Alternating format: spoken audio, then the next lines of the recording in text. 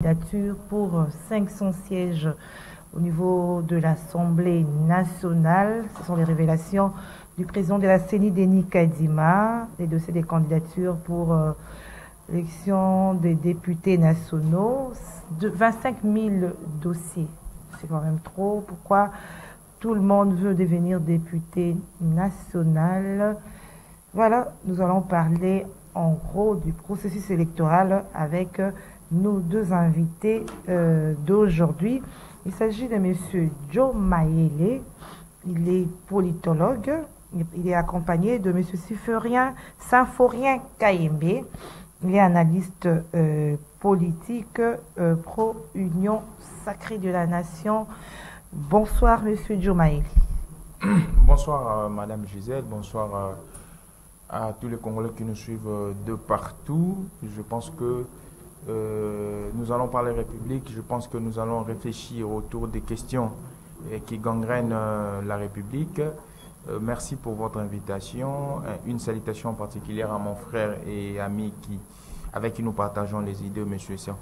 Symphorien Kayembe. Une salutation particulière aussi à M. Francis Munganga Wessa, un Congolais qui se distingue parmi les Congolais. Parce que vous savez, madame, nous l'avions toujours dit, c'est comme le président Félix Tshisekedi l'a toujours dit, pour la reconstruction de la RDC, pour le développement de la RDC, il faudrait que chaque Congolais apporte sa pierre à l'édifice. Les Congolais se trouvent à l'intérieur comme à l'extérieur du pays. Et M. Francis Munganga Wessa, c'est un Congolais qui évolue à l'extérieur du pays, particulièrement à Londres, mais un monsieur qui se distingue par son esprit de création et d'initiative. Aujourd'hui, il a mis en place une entreprise de construction qu'on appelle Mac Construction Plumbing. Donc je suis en train de les saluer là où il est et je pense que nous serons à la hauteur de répondre à vos différentes questions. Merci beaucoup. Très bien, merci Joe Maele. Alors, M. Symphorien Kayembe, bonsoir, vous également. Bonsoir, Madame Gisèle. Je profite également de saluer mon frère qui est à côté, Joe Maele. Et je salue tous les Congolais qui sont en train de nous suivre à ce moment. Et dès l'entrée du jeu, j'aimerais un peu éclairer l'opinion par rapport à la nomination du conseiller spécial du chef de l'État en matière de sécurité. Je cite M. le professeur Jean-Louis Sambo. Il y a une information qui circule sur les réseaux. Les gens se posent des questions. Comment quelqu'un qui est spécialiste en droit constitutionnel peut-il être nommé à ces postes-là de conseiller spécial en matière de sécurité. Alors, j'aimerais un peu éclairer l'opinion par rapport à cette question-là ou cette interrogation-là qui circule pour dire que le conseiller spécial n'est pas un renseignant ou un monsieur qui est chargé pour faire les renseignements. Donc, lui, son rôle, c'est de recevoir les renseignements auprès des services avant de prodiguer les conseils appropriés au chef de l'État. Donc, il ne s'intéresse pas des questions sécuritaires comme les gens sont en train de les considérer ou de faire des analyses autour de ça. Donc, un conseiller spécial, il a que le rôle de recevoir les renseignements auprès des services avant que ces derniers puissent analyser. Après l'analyse, il produit les conseils appropriés. Donc, les conseils donc il ne doit pas nécessairement être du domaine, c'est ça? Non, ça ne demande pas qu'il soit donc du domaine, qu'il soit... Si ça demande que quelqu'un soit nommé à ce poste-là et qu'il soit du domaine, on doit prendre un militaire alors. On doit prendre un militaire. Je me pose la même question. Pierre Lumbi a été nommé à ce poste-là à l'époque de Kabila. Jean, je pense, si je n'oublie pas les noms, Maître Mbouyou a été aussi nommé à ce poste-là. Est-ce qu'avant qu'il soit nommé, il avait fait quelle fonction en matière de sécurité? Ici, il s'agit de l'analyse. Quelqu'un est là, il analyse des renseignements des services habilités de la sécurité et lui fait une analyse et après cette analyse, il produit des conseils politiques au chef de l'État. J'aimerais un peu que les Congolais puissent se saisir de cette explication. Et voilà. Merci pour ces précisions que tu as apportées, votre analyse que vous avez apportée par rapport à cette question, bien que ce n'est pas le sujet que nous devons aborder ce soir. Alors ce soir, on parle du processus électoral. Avec cette révélation de Denis Kadima, le président de la CENI, 25 000 candidats. Parce qu'il y a seulement 500 sièges. C'est quand même trop, M. Symphorien. Bon, moi, je crois que ce n'est pas trop par rapport à la grandeur de notre pays, par rapport à tout ce que nous avons comme parti politique. On devrait Mais il y a que 500 sièges. Apparemment, c'est tout le monde qui veut devenir député. Comprenez que nous avons plus de 1000 partis politiques qui fonctionnent. Donc, si on essaie un peu de calculer, nous sommes à plus de 700 partis politiques qui fonctionnent officiellement. Mais de manière non officielle, nous sommes déjà au-delà des 1000 partis. Alors, je ne vois pas que ça peut nous étonner aujourd'hui de voir 25 000 candidats à la CENI pour conquérir 500 sièges. C'est ça la démocratie tant voulu. Si aujourd'hui on essaie d'éliminer d'autres candidats parce que c'est vraiment dépassé, les autres vont crier que non, les régimes en place éliminent certains candidats. Vous voyez déjà au niveau de la présidentielle, avant même qu'on ne puisse pas convoquer la présidentielle, il y a les candidats qui pleurent déjà, qui crient déjà que les régimes en place cherchent à nous éliminer à la course. Vous voyez? Donc moi j'encourage, mais le problème qui est là, c'est de ne pas considérer cet exercice démocratique comme les gens ont tendance à le faire, d'aller acheter les voix. J'aimerais que ces gens ici puissent essayer un peu d'intégrer dans le mémoire, dans les têtes des Congolais, que les élections, c'est pour l'avenir de notre pays. Comme quand vous regardez les gens qui ont déposé leur dossier, la plupart des gens pensent aujourd'hui que pour gagner la vie, il faut seulement... Il faut être député, il faut faire la politique. Il faut faire la politique. Donc, ce qui veut dire que la jeunesse, on essaie un peu de comprendre la politique d'une autre façon. Pourquoi? Parce que aujourd'hui, il n'y a pas beaucoup déjà dans l'entrepreneuriat. Les gens se faufilent seulement de faire la politique.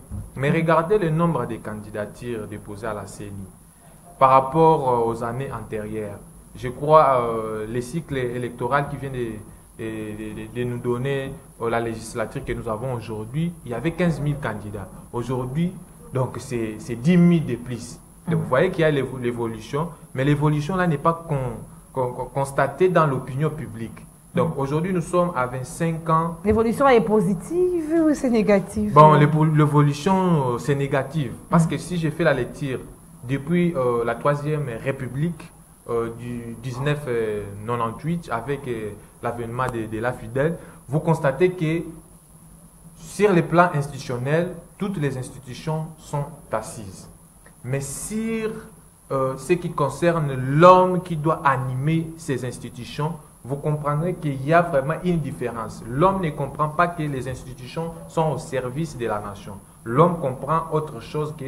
Quand je suis arrivé, par exemple, ministre, DG, je dois d'abord chercher comment évacuer mes enfants à l'étranger. Voilà, merci M. Symphorien Kayembe. Alors, Joe Mayele, qu'est-ce qui pousse les gens? Parce que là, apparemment, c'est tout le monde qui veut devenir député. Qu'est-ce qui les pousse avec ce 25 000 candidatures, dossiers de candidature pour 500 places?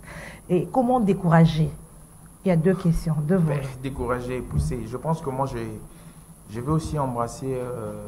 la même logique que mon frère, mais je serai plus dans une approche qualitative. Alors, qu'est-ce qui pousse ces personnes-là?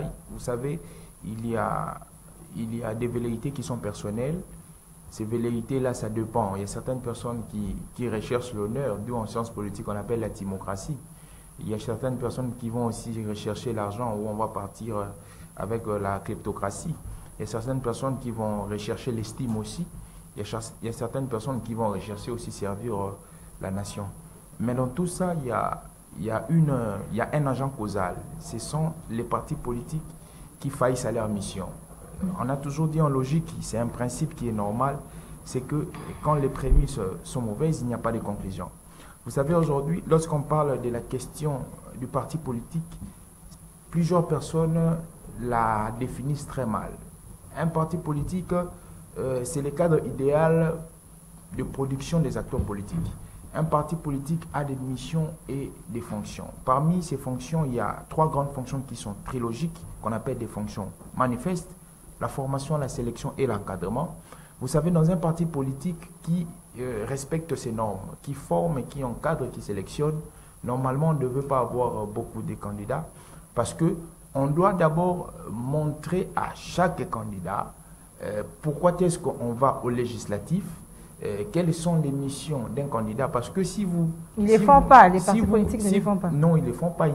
Ils ne sont pas dans cette assiette traditionnelle de montrer à chaque cadre des membres pourquoi on postule. Je pense que vous êtes une journaliste très expérimentée et puis d'investigation.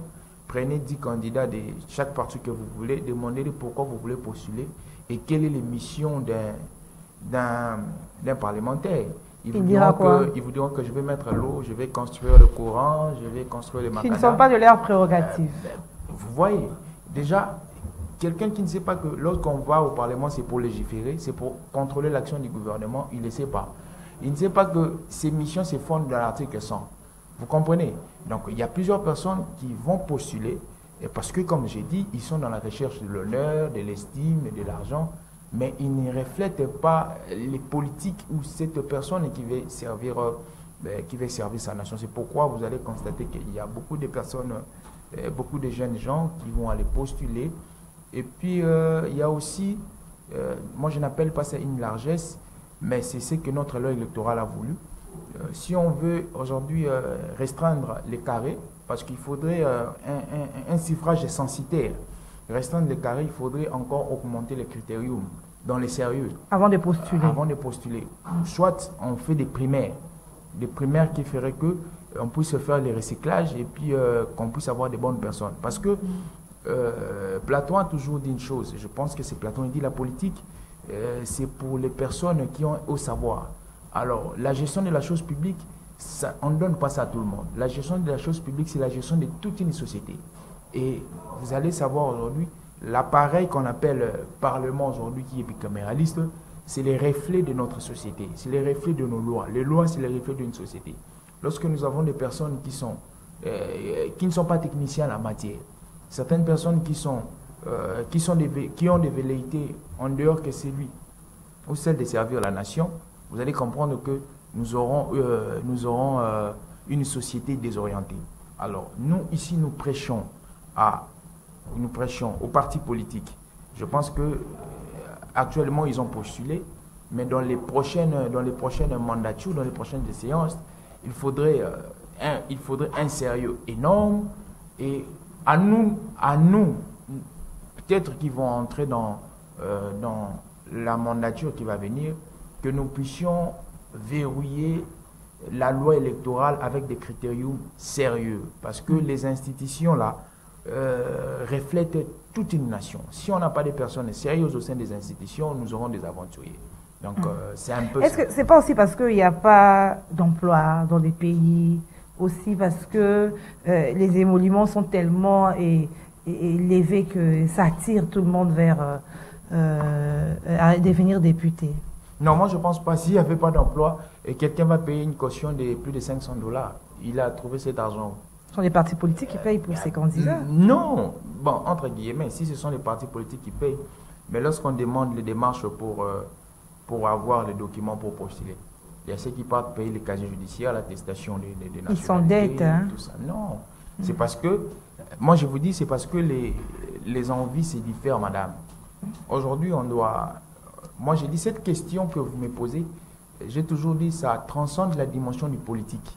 Il y a des questions qui gangrènent la RDC. Ce ne sont pas des questions que les politiques doivent réfléchir, ce sont des questions que les scientifiques doivent réfléchir.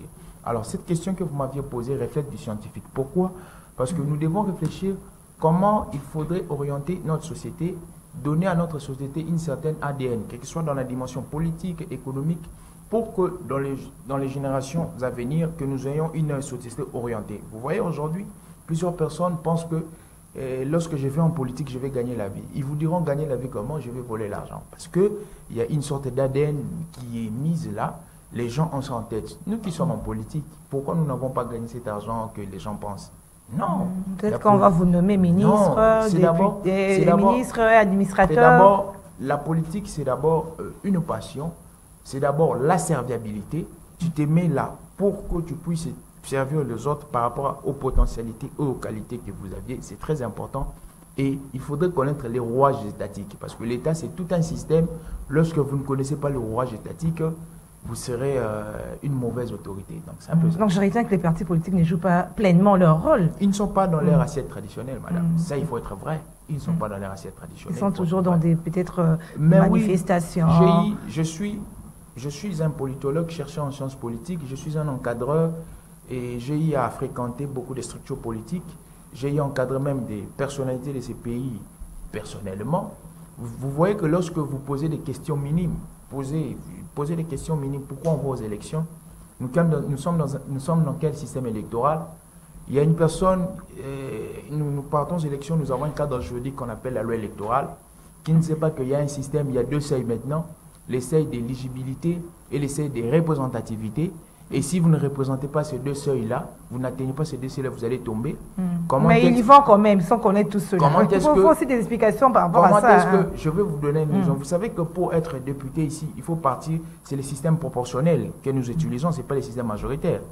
Ben, les gens ne connaissent pas ça. Madame peut avoir 1000 voix, M. Diomaye a 100 voix, mais moi j'ai 100 voix, je sors député, vous avez 1000, vous ne sortez pas. Ça se passe comment? Expliquez, parce que tous ces gens-là qui vont apparemment, oui, comme vous avez dit, ils ne savent pas. Ben oui, je dis, tout commence par les seuils. Il faudrait que votre parti politique reflète d'abord le seuil. Le seuil, c'est de 1%. Par exemple, en 2018, nous avons eu 45 000 et 18 000 votants. Le seuil de 1%, c'était 180 000. Le parti politique doit atteindre d'abord 180 000. Vous êtes classé. Alors, qu'est-ce qu'on va faire? On va venir maintenant circonscription par circonscription. On va chercher ce qu'on appelle les quotients électorales. On va faire les cumuls de tout le voix de cette circonscription, que ce soit dans la majorité comme dans l'opposition. On va diviser le cumul de ces voix-là au nombre de sièges. Par exemple, à Lukunga, si on a 13 sièges, on divise ces cumuls-là. C'est ce que ça va donner, c'est ce qu'on appelle le quotient intellectuel. Alors, qu'est-ce qu'on fait avec les quotients intellectuels? On va maintenant partir liste par liste. On prend par exemple à la circonscription de Lukunga, on prend la liste de IDPS et Ali. On fait le cumul de voix, on divise le cumul de voix là par le quotient électoral. Ce que ça va donner, ça peut donner 3 ou 4, c'est le nombre de sièges. Alors si ça donne 3 ou 4 sièges, c'est là maintenant, on rentre maintenant dans votre liste, on commence à voir quel est le candidat qui a fait le maximum. Si vous en avez 2, on prend le premier et le deuxième. Si vous en avez 1, on prend le premier et le deuxième. Mais si vous par exemple, vous battez campagne, vous avez plusieurs voix, mais que votre parti politique n'a pas atteint les 1%, ça signifie que vous êtes déphasé. Vous ne serez pas élu député. Et puis en plus, il y a l'influence des personnalités au sein des partis politiques qui va aussi jouer. C'est pourquoi j'ai dit que ce sont les partis qui sont en train de faillir à leur mission. Donc, côté monument, là, vous rejetez? Non, je rejette ça. Vous rejetez. Alors, M. Saint-Forin, toujours dans le processus électoral, la CENI a également lancé les duplicata. Parce que les gens s'est plaignaient, les photos ne se voyaient plus, c'était effacé. Est-ce que nous n'allons pas aller de duplicata en duplicata, ou cette fois-ci, ce qu'on va faire, ce sera vraiment, ça va plus s'effacer, ce sera vraiment des bonnes cartes? J'aimerais un peu éclairer les gens qui sont en train de nous suivre par rapport à cette question-là des écrits qui s'effacent sur la carte. J'en ai déjà parlé dans d'autres plateaux. Madame, comprenez que peut-être vous aussi, vous avez perdu votre carte d'électeur. Allons-y dans cette logique-là, comme si vous avez perdu carte d'électeur. Parce qu'il y a des Congolais qui ont déjà perdu leur carte d'électeur. Donc les cartes d'électeur n'ont pas encore servi à la mission pour laquelle ces cartes-là ont été délivrées par la CENI. Nous avons tout un système à la CENI. Donc c'est les fichiers. La CENI a identifié les Congolais par rapport à cette opération d'enrôlement. Et comme nous sommes dans une période de la nouvelle technologie, il y a les numéros de chaque carte qui reste dans le système de la CENI. Cela ne veut pas dire qu'aujourd'hui, si on livre les duplicata, et les duplicata n'aura pas vraiment un impact majeur sur la carte d'électeur. Non. Les duplicata va servir les gens, par exemple. Mais la crainte est que ça ne va plus s'effacer la photo. Je ne pense pas. Au risque que vous allez revenir plusieurs fois, au risque que vous ayez le duplicata et au jour du vote, il n'y a plus votre figure. Je ne pense pas que ça va s'effacer. Bon, ça, ce sont des aléas, des techniques. Je ne peux pas entrer en profondeur. Mais ce que je sais est que le système de la CENI va donner les gens les duplicata sur base des enregistrements faits par la CENI lors de l'enrôlement. Donc, vous saluez les faits qu'on est dans je salue parce que oui, non seulement les gens qui se plaignent que leurs cartes, les écrits s'effacent, il y a les gens qui ont déjà perdu leurs cartes. Et les gens là seront aussi servis au même moment que les gens... Toutes ces opérations, ça ne va pas tarder la Ça ne tenue va de l'élection. pas. Est-ce que vous croyez vraiment qu'avec toutes ces opérations-là, avec il y aura les respects du calendrier sera tenu? Donc, à ce que je sache, jusque-là, je n'ai pas vu la CENI brûler une étape prévue dans son calendrier électoral. Donc, les calendriers restent, et pour le moment, le calendrier n'est pas encore violé ou on n'a pas trébuché une étape prévue dans le calendrier, et que la CENI a programmé une autre étape qui n'était pas prévue dans le calendrier. Ça, ce sont des imprévus, c'était déjà prévu dans le calendrier électoral. Donc, je crois qu'il est en train de respecter le calendrier électoral. Donc, j'allais craindre que le calendrier ne sera pas respecté lorsque l'opposition demande à la CENI de refaire l'audit du fichier électoral. Ça allait avoir des indices ou des effets sérieux sur le calendrier électoral. Parce que c'est seulement ça. C'est seulement ça. Parce que ce n'était pas prévu dans le calendrier électoral. Lorsque la CENI avait publié le calendrier électoral, il n'y avait pas eu de contestation de l'autre côté de l'opposition, ni de la société civile. Mais on classe toujours des imprévus. Hein? Des imprévus, ça ne peut pas Mais manquer. c'est dans le cadre des imprévus qu'on va profiter pour livrer les duplicata aux gens. Pas refaire une opération qui a déjà été faite ou qui a déjà été conclue par la CENI. C'est comme l'audit du fichier électoral. C'est une opération déjà conclue par la CENI et que l'opposition fait assez qu'on puisse refaire cette opération-là. Vous voyez que ça, si la CENI acceptait qu'on puisse refaire ça, ça allait avoir vraiment les effets sérieux sur le calendrier électoral. Alors, concernant les duplicateurs, ce sont des imprévus, ça n'aura jamais les effets sérieux sur le calendrier électoral. Moi, je crois bien que la CENI est en train de poursuivre les calendriers ou les cahiers des charges qu'il avait soumis aux parties prenantes. Alors, Joe Mayele, nous allons y aller comme ça avec, pour les élections, au moment où les opposants continuent à réclamer. Martin Fayulu était à Anjil l'autre fois, il continue à réclamer. Donc, on doit y aller. Donc, le système, les chiens à bois, la caravane passe et nous rendons vers les élections. Madame, vous savez, les réclamations doivent avoir un sens. Les réclamations doivent avoir un contenu. Lorsque vous allez en justice, quand vous avez des réclamations, quand ça n'a pas de sens, quand ça n'a pas de soubassement, on vous dira que c'est non fondé. Alors on va rejeter ces revendications. C'est de la même manière que nous aussi, les autorités rejettent avec force les réclamations et les revendications de ceux qui sont à l'opposition. Parce que lorsque... Et vous êtes d'accord avec ce rejet? Mais vous ne oui, pouvez pas tenir compte aussi je suis très d'accord, pour madame. des élections à peser. Je suis très d'accord.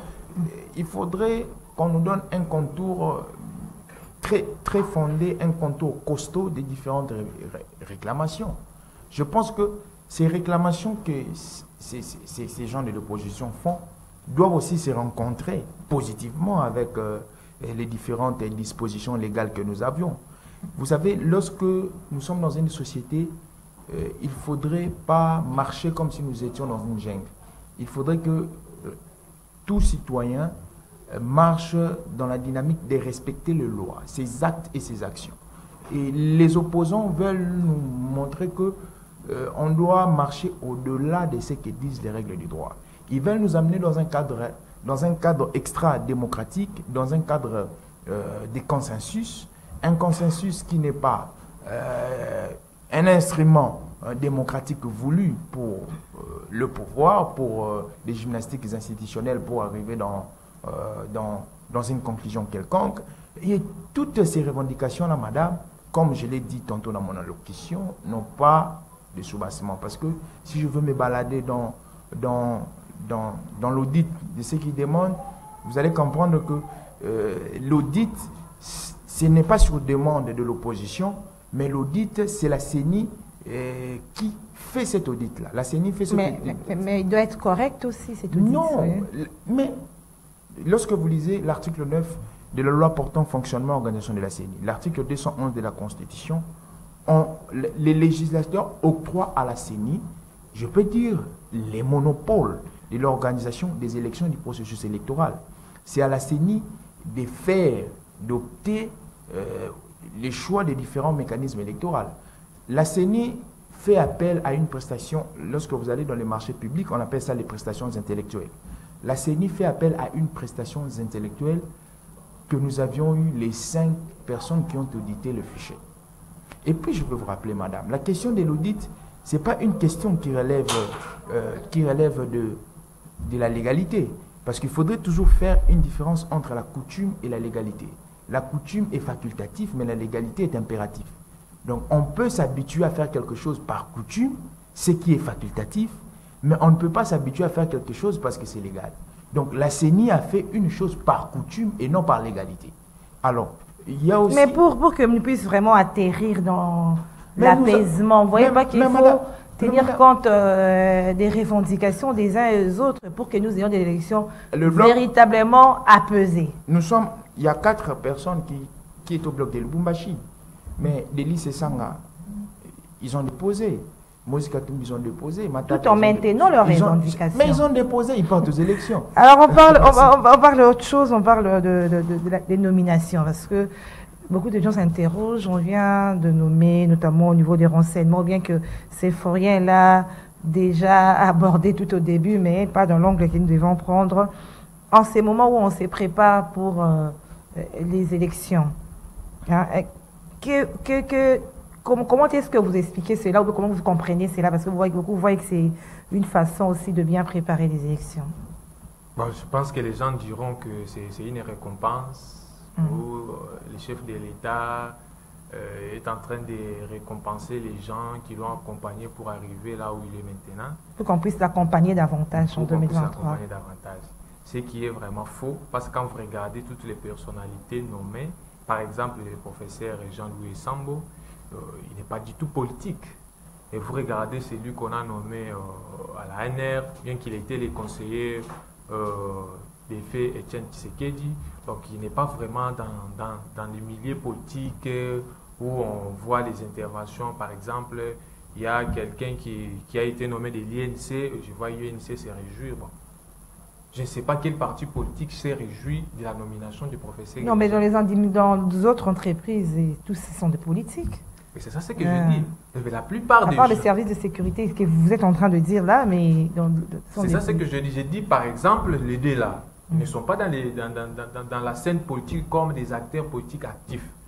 Et il y a d'autres entreprises où on a nommé des animateurs politiques. Quand vous prenez l'ex-député de l'INC, vous prenez une dame là qui est de l'INC. Donc vous voyez qu'il y a eu une nomination du côté politique et on a aussi compté de l'intelligence ou la méritocratie des personnes.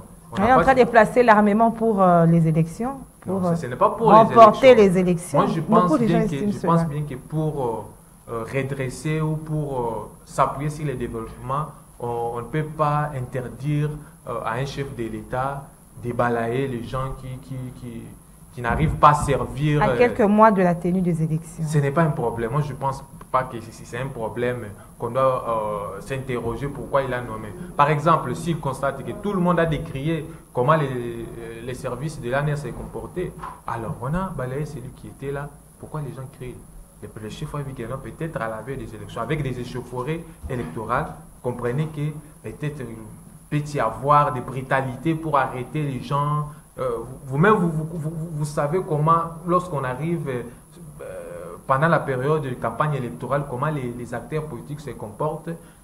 De l'autre côté de l'opposition, société civile, y compris même le pouvoir. Donc, pour essayer un peu d'accompagner les acteurs dans ce climat-là, il faut qu'il y ait quelqu'un qui comprend les événements. Peut-être celui qui était là ne comprend pas les événements.